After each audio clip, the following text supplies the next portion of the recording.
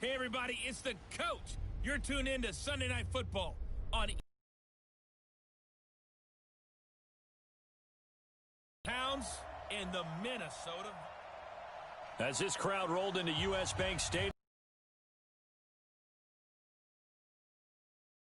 for evening, but all good here inside as we welcome you to Minneapolis, Minnesota. Tonight, we've got a great Sunday night matchup between the Memphis Hounds and the And he'll get across the 20 before he's brought down at about the 23-yard line. So here's the Viking offense making their way out. And they'll be let out by the man running the show, Charles, their quarterback. It's pretty much become the norm when we see guys come out before a game and go through the route tree with their receivers. I thought it was exciting for us to see the exact same thing happen in practice. He's so meticulous, isn't he? He really is, and that tells me it's not just a one-time-a-week thing. They work on it all the time, trying to hone that fine edge. I want to see if they can get in sync and stay in sync in this one. Now a throw over the middle, and he's got it to start the drive. And they'll get it all the way up about 5 yards shy of midfield. 22 yards on the catch and run, a first down. His position, and he's listed as a tight end, but he certainly doesn't run like one, and that's what we're seeing more and more coming into the league. Those guys who can run, make plays after the catch, and gain that additional yardage. And using that speed there to turn it into a pretty nice little gain. Under a heavy rush, and down he goes. Woo, that's what I'm talking about. They got to figure this out. They got to figure him out. 4 sacks last week. Now one in the first quarter. What do?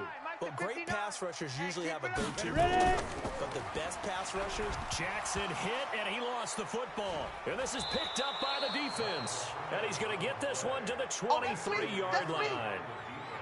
Well, partner, they went empty set there. No backs in the backfield. All receivers out in the pattern. And in this situation, you know what the quarterback has to do?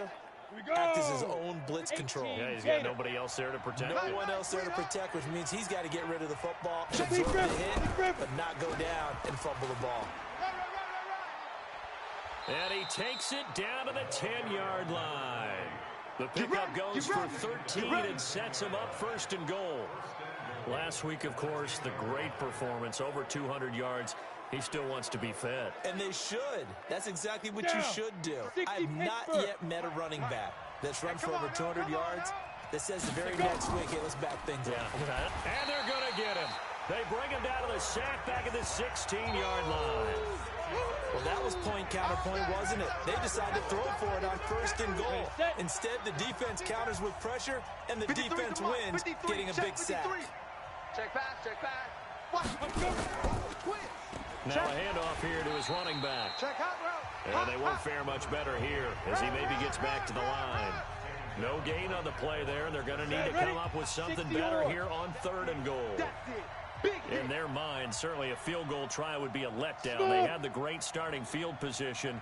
Now facing 3rd. Goodrich to the goal line, but it's incomplete. They went with the dime look that time on defense, just flooded the field with defensive backs, blanketed everyone, took away all the passing angles, thus the incompletion.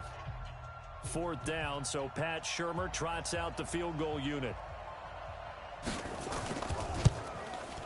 And his kick is indeed good, and that'll make it 3-0 here in the first. In the end, the opening drive, Charles, does yield points. Maybe not the touchdown that they wanted, though. Yeah, but bottom line, they wanted to get something out of that drive, and they did that. 3 points, they won't turn that down at all. That'll be taken in the end zone. And no run back here. This will be a touchback, and it comes out to the 25-yard line. The Vikings offense now, they get ready to head back on the field. And, Charles, if the season ended today, and it's not going to, we still have December left. More football. We're only in November. But they would be a wild card team. And that's great. They'd be in the playoffs, but you know they're trying to bump up to be one of those division leaders. That guarantees you. Jackson hit, and he lost the football. That's how we do it. On plays like this, where the ball comes free, it's often unusual for the team that lost it to get it back. Because this is the quarterback. The ball gets away from him. Everyone else is trying to execute what they're supposed to do on offense. They're usually looking in the other direction, downfield, or have moved away from him. In this case, though, a teammate is able to come up with the ball. Defensively here, you're facing a top-5 team in terms of points scored in the NFL. So when they're that high-powered, you've got to find a way to hold them under 20, because to me, that's the magic number. 20 points scored gives yourself a... And Jackson cannot get away, and he'll go down. Get him, boys. Yeah, that's how we do, D. The amount of sacks that they've absorbed in this game is absolutely extraordinary. Let's just face it. This offensive line, flat out, cannot handle this pass rush. It's been demonstrated time and time again. That's taken at around the 40. A good return there, call it 13 yards. And this offense, they're going to have excellent field position. They take over with a 1st and 10 on the short side of the field.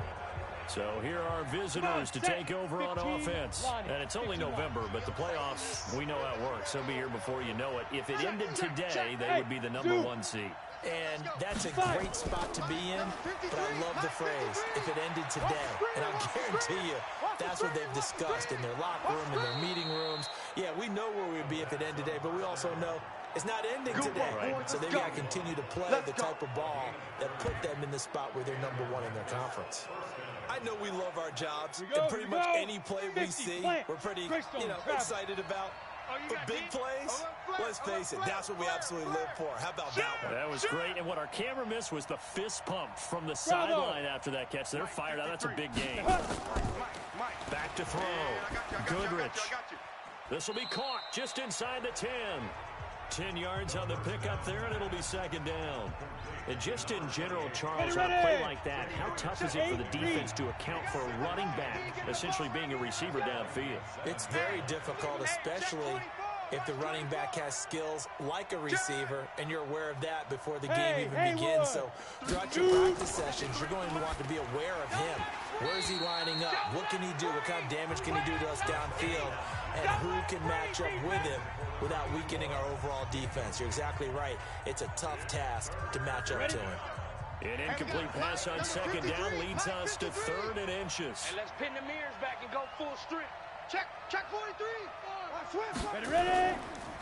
And he'll give it here to his running back. He's not going to get there. That won't even be close. It was blown up in the backfield. Losing 2 yards that time, and now it's 4th down. He has elite instincts from his linebacker spot. He's able to diagnose the run and flies in like a missile to stop that one behind the line of scrimmage. And no signs of the field goal unit. They're going for it on 4th.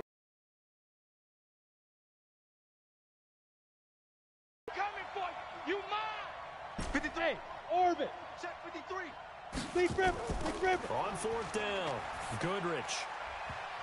And my goodness, this is incomplete. The 4th down pass play doesn't work out. And the Vikings defense is going to get the football back. 70. Now, they've now made 2 trips to the red zone and still looking for their first touchdown.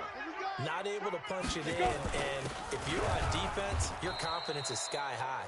Because mentally, you're saying, hey, you're in the red zone. We're thinking we're giving up 3. We just want to give up 6. In this case, they end up not giving up the touchdown at all. They've got to feel great about what they got done. Hey, tight end's right. 3-0 after 1 on EA Sports. 60 outlaw.